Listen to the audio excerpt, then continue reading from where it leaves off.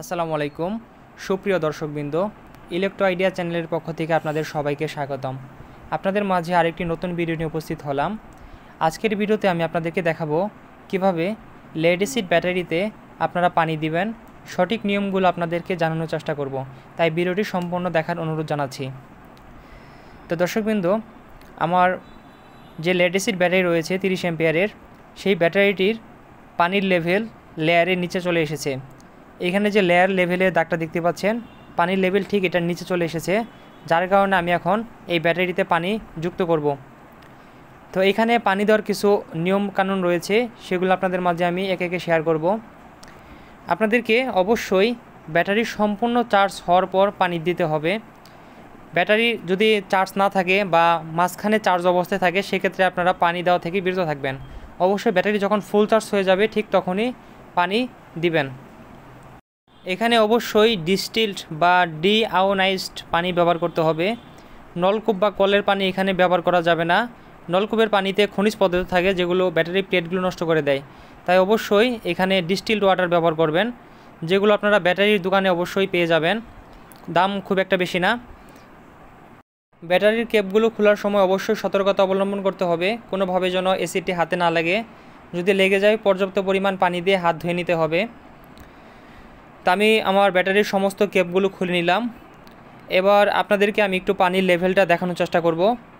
ভিডিওতে হয়তো সঠিকভাবে দেখানো সম্ভব হবে না, তারপরে যতটুকু পারা যায় আমি আপনাদেরকে পানির লেভেলটা দেখানোর চেষ্টা করছি।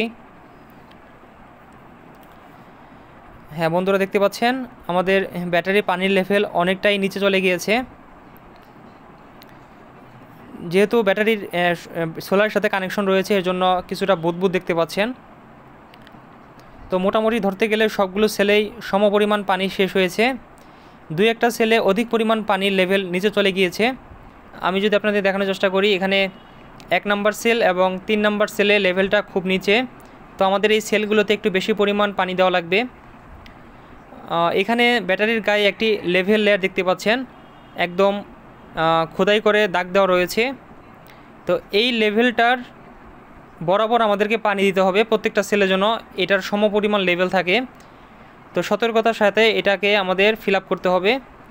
তো আমি আর কথা বাড়াচ্ছি না, সরাসরি আমি আপনাদেরকে প্রসিডিউরটা দেখিয়ে দিচ্ছি। দর্শকবৃন্দ, আমি এখানে ডিস্টিল ওয়াটার সংগ্রহ করেছি। আমি হাফ লিটার মতো নিয়ে এসেছিলাম। এর আগেও আমি ব্যাটারিতে পানি যুক্ত করেছিলাম, যার কারণে আমার বোতলে কিছু পরিমাণ পানি কম দেখতে পাচ্ছেন।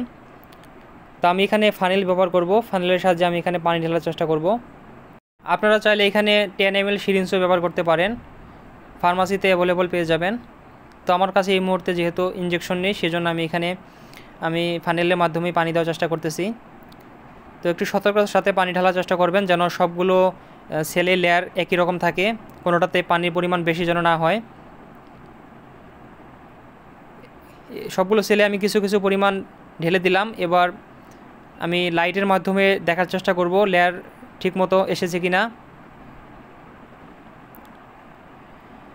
আপনারা এইভাবে ব্যাটারির উপর লাইট ধরবেন, এরপর ব্যাটারিটিকে একটু ঝাঁকাবেন।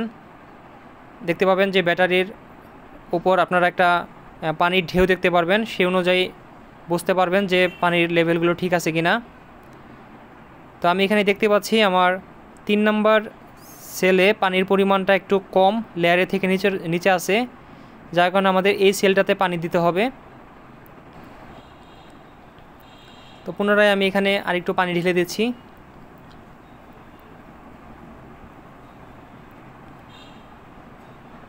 পরিমাণ মতো দিয়ে দিলাম।